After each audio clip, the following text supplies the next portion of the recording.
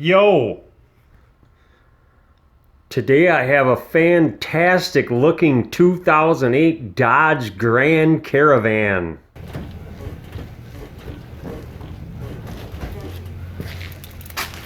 That little creaking is the noise I'm after. The noise gets worse on a better day.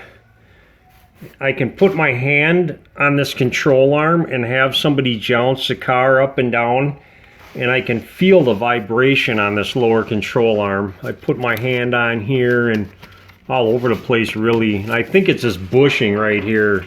I can feel this ball joint moving. It's got a good amount of play in it. Yeah, if I grab the wheel in about the 7 or 8 o'clock position and just push it in and out. I'm gonna squirrel an 18mm wrench in here somehow. Somehow like that.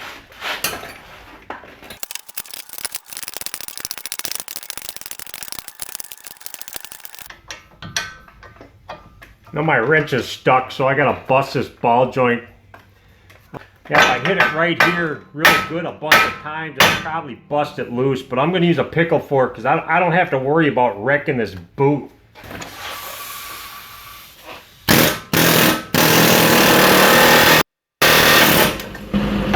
Get a little vice grip action on here.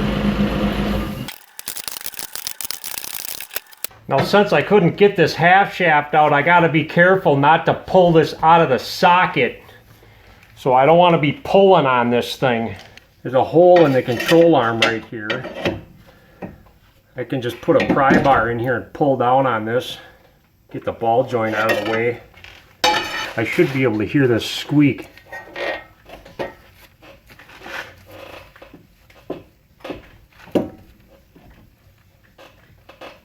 Yeah, it's not squeaking at all, so it might have been this ball joint after all. I'm going to hit these threads with a little penetrant. One there. And then there's a hole right here. I think I can get at that one. Both of these bolts are 21mm. That one's got a nut on the top and it's just spinning. I got a 15/16 wrench that'll work. I think that's like a 23mm maybe. I'll get in here with a pry bar and pop this thing out of here.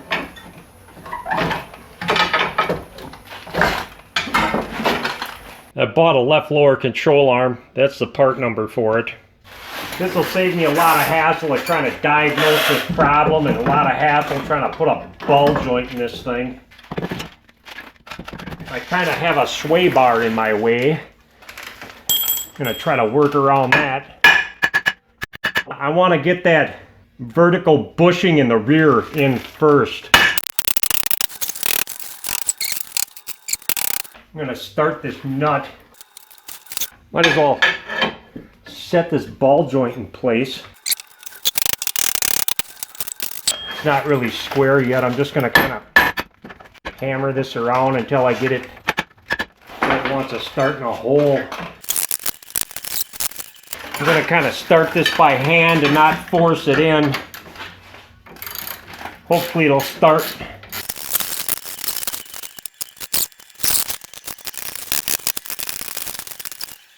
Get that good and tight. You're not going to be able to use a torque wrench. You won't be able to get in here with one.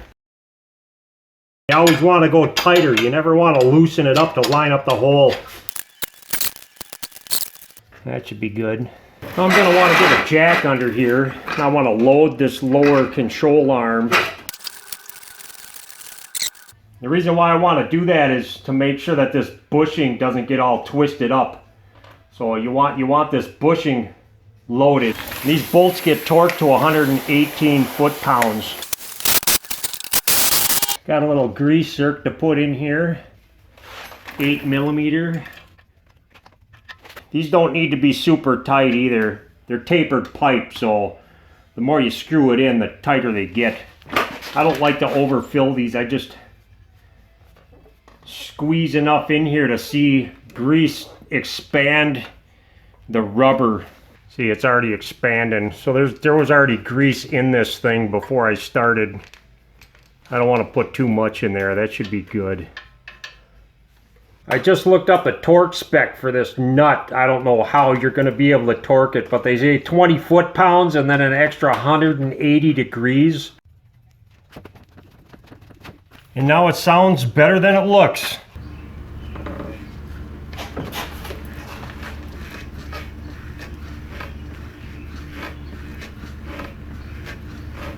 Maybe it was this bushing. That's a tough call.